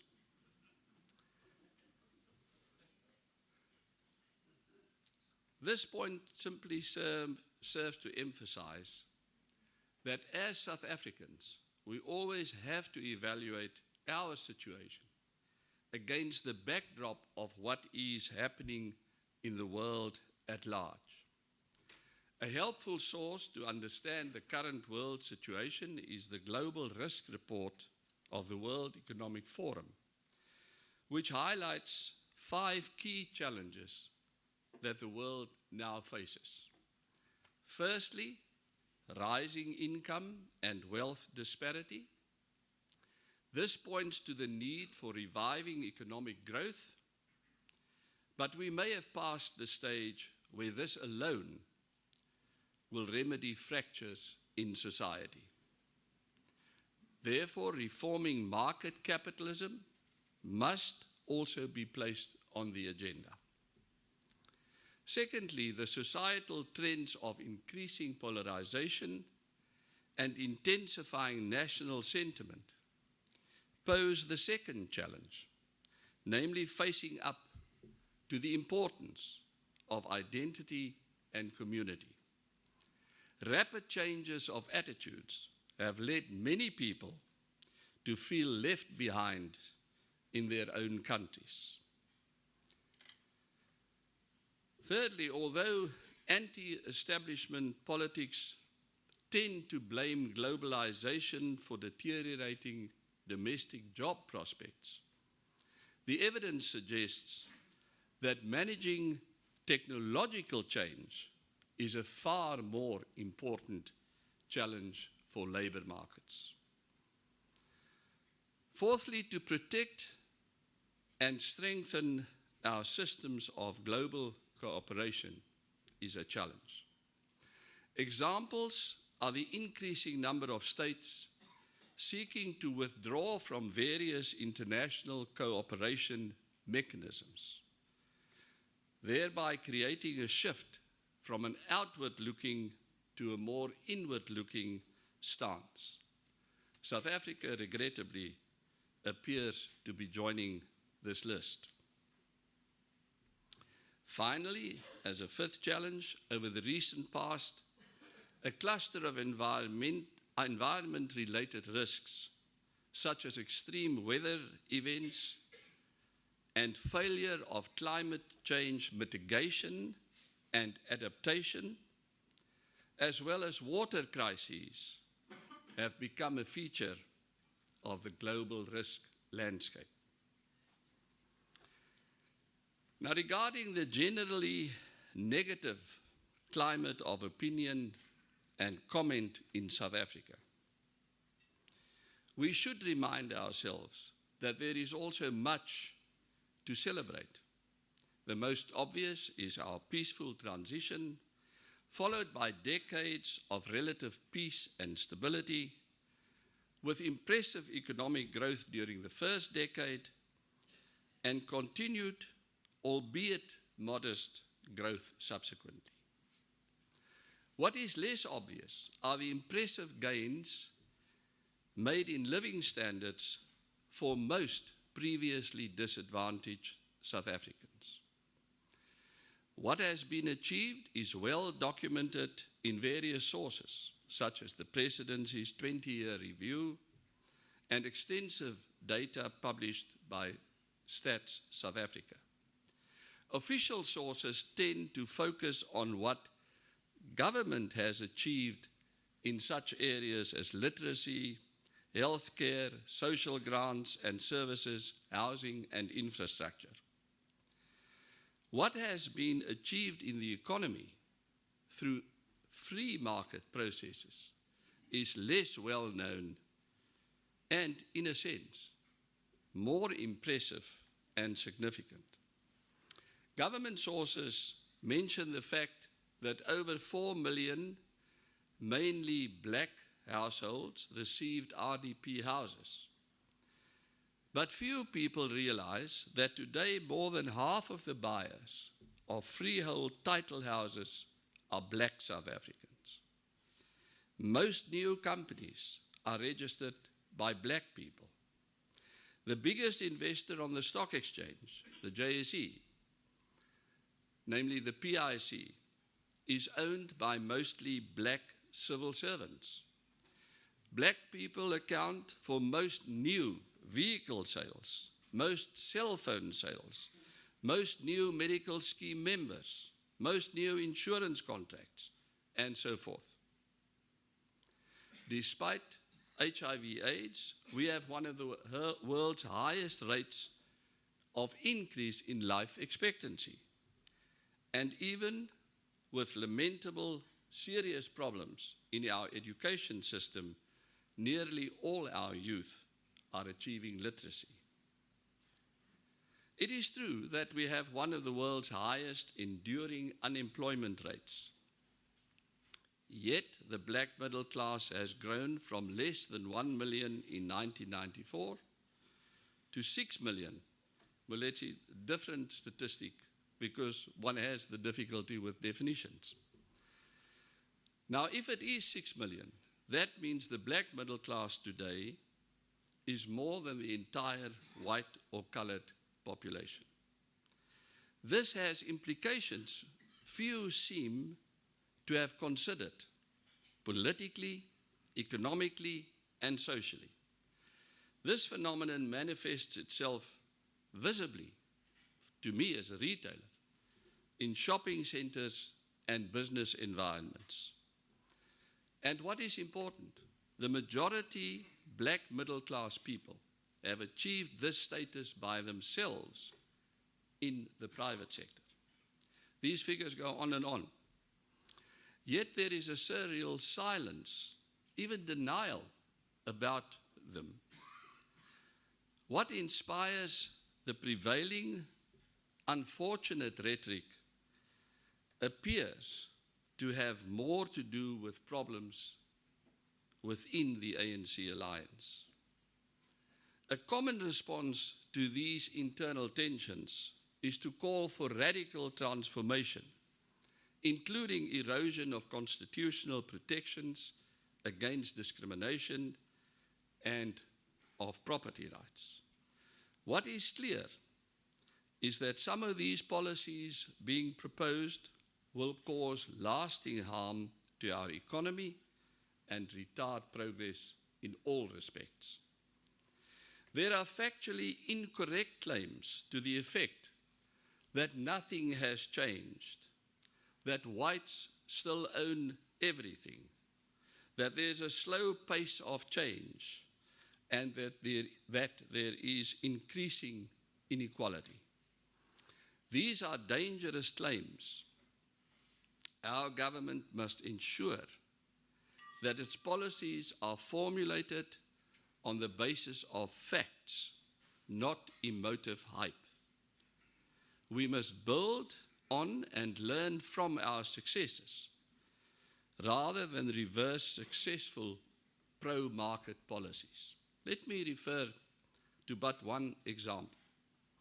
According to research done by Intellidex, the value created by BEE transactions implemented by the top 100 companies listed on the JSE was 317 billion rand at 31st December 2014, net of all debt.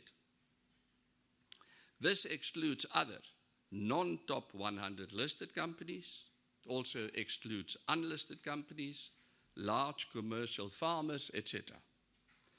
To put the number of 317 billion rand in context, at 31st December 2014, the total market capitalization of the Nigerian Stock Exchange was $62.5 billion, equal to 715 billion rand. Incidentally, in December 2016, it was only half that in dollar terms. In other words, if the beneficiaries of South Africa's BEE deals of the top 100 acted collectively in December 2014, they could have bought 44% of the Nigerian Stock Exchange listed companies. Pretty impressive if one considers that the GDP of Nigeria is slightly bigger than that of South Africa. To deal with our current problems, we have inter alia the National Development Plan and, as we've heard, our world-class constitution. Both will serve us well if implemented and upheld respectively. Our constitution declares in its first section that South Africa is founded on the supremacy of the rule of law. Unfortunately, old-fashioned rule of law principles have been eroded. The most serious seems to me to be the erosion of the separation of powers principle, the effect of which is the ominous conflation of legislative, executive, and judicial powers in the executive branch of government. Not only is this a problem because it dilutes one of the essential checks and balances against real or suspected abuse of power, but because of the practical reason that the three branches are structured to be fit for purpose. When substantive laws are made by the executive, few, if any, of the carefully crafted legislative checks and balances are implemented, such as public participation, public hearings, green papers, white papers, reading in two houses of parliament, multi-party portfolio committees, constant media scrutiny, and so forth. Quasi-courts in the executive, called ombuds, tribunals, boards, and even courts, also bypass crucial checks and balances meant to ensure due process. Therefore, we need to restore and protect the concept that the legislative legislates, the executive executes, and the judiciary adjudicates. The rule of law simply means that rights and obligations should be derived from unambiguous laws rather than the exercise of administrative discretion. Care should be taken that the rule of law is not perverted to come to mean the rule of lawyers. It seems that too much discretionary power in the so-called public interest is being created. This not only generates uncertainty, but promotes opportunities and incentives for abuse, corruption, and nepotism. I believe that what promotes prosperity should no longer be seriously debated. The plain fact, apparent from all the empirical studies comparing economic systems, is that market economies outperform non-market economies. Much fuss is made by anti-market fundamentalists that the recent financial crisis disproved the market hypothesis. It did nothing of the sort. Apart from the evidence that the crises in the United States, the so-called subprime crisis, and Europe, the so-called sovereign debt crisis, were caused or aggravated by preceding government policies. The fact remains that the world's market economies are the strongest and richest economies. There is absolutely no reason to question the superiority of free or nearly free markets unless you regard North Korea as a paradise. Leading sources on this subject include the World Economic Forum's Competitiveness Index. In essence, it defines market economies as more competitive. The countries towards the top of the index tend to outperform those towards the bottom. There is also the Freedom House Index, which measures mainly civil liberty and democracy, but includes an economic component. It too shows that the market-oriented economies tend to outperform the ones that are less so, as do a host of other studies. The government, therefore, should not be flirting with notions of a bigger role for government and market conduct regulation, and should rather promote an appreciation within government for how and why competitive markets work. Despite PRO campaigns and repeated assurances by ministers and officials, we are currently faced with the prospect of draconian expropriation laws. One of the cornerstones of our Constitution and one of the preconditions for a prosperous economy is secure property rights. No one will invest optimally, especially not with a long-term view, if their future rights are uncertain and insecure. We need to walk the talk. One of our most serious scourges is unemployment. There are many who doubt the wisdom of introducing a minimum wage under these conditions. Many studies conclude that a minimum wage will increase unemployment, and they differ only as to the degree. It seems obvious, on the one hand, that making something more expensive and difficult will reduce demand. In principle, however, I personally do not object to the introduction of a minimum wage. It's something that one sees in many other parts of the world, most recently in the UK, with the introduction of a so-called living wage.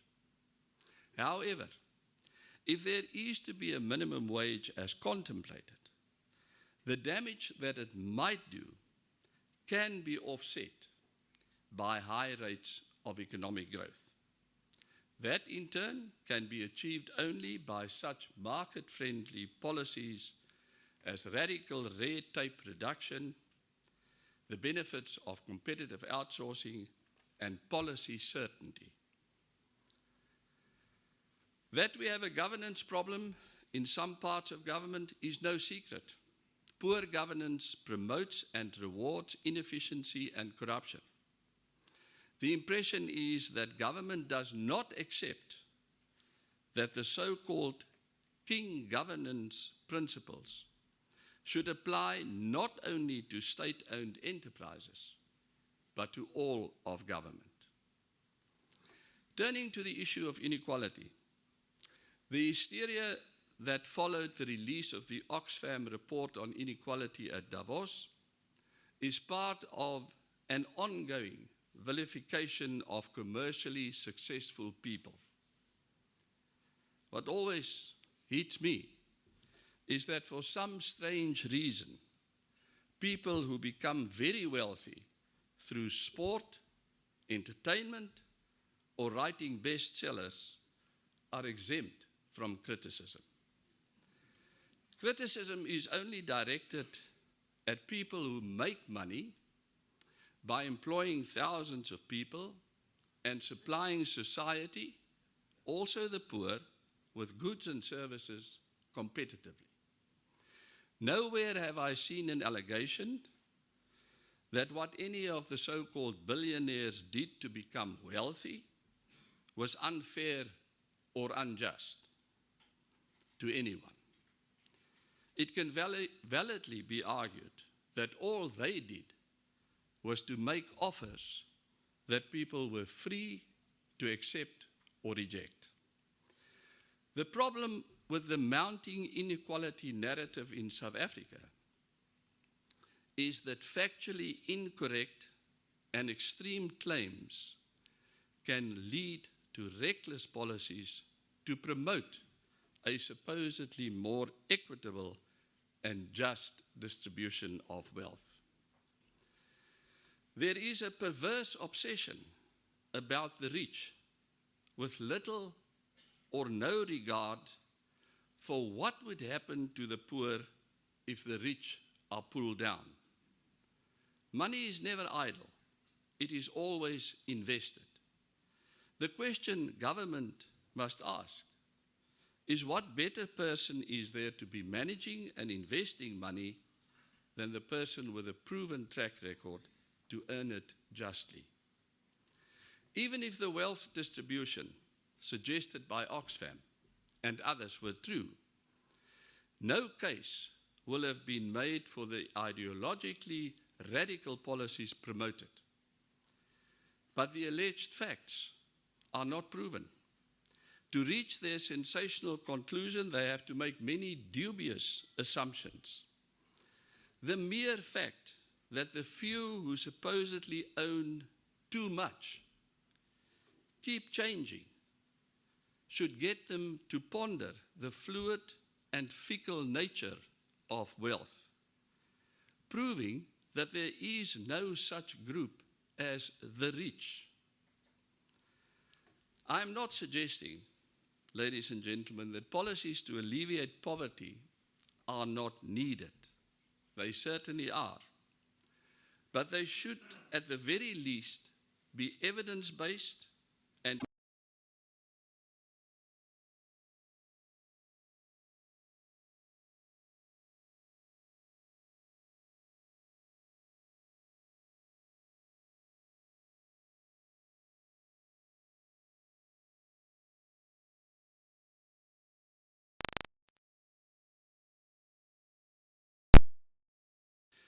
this is indeed an achievable ideal. For instance, the Free Market Foundation launched an initiative to give title deeds to people who had been living in their homes in mainly black areas without title deeds for decades in many cases. There are, on their numbers, between 7 and 11 million households that fall into that category. The costs of giving the title deed to the owners, occupiers in that regard amounts to something like 1,800 Rand per unit. So perfectly achievable if government and the private sector would all work together. In this regard, it can also be noted that according to the Institute of Race Relations, in the 300 years since the arrival of Jan van Riebeeck up to 2001, we built 6 million formal housing units in South Africa. In the decade after 2001, we built another 6 million. These are but two examples of how we can intelligently address one of the many problems resulting from our unfortunate past. In conclusion, as South Africans, in these turbulent times, we should remember, firstly, in the words of Adlai Stevenson, and I quote, "The fearful are never free," unquote. Secondly, that we have every reason as South Africans to continue to rely, in Lincoln's words, and I quote, on the better angels of our nature. And thirdly, Lincoln's guidance when he referred to a constitution or a constitutionalism, and I quote, "A majority held in restraint by constitutional checks and limitations, and always changing easily with deliberate changes of popular opinions and sentiments, is the only true sovereign of a free people." Thank you very much.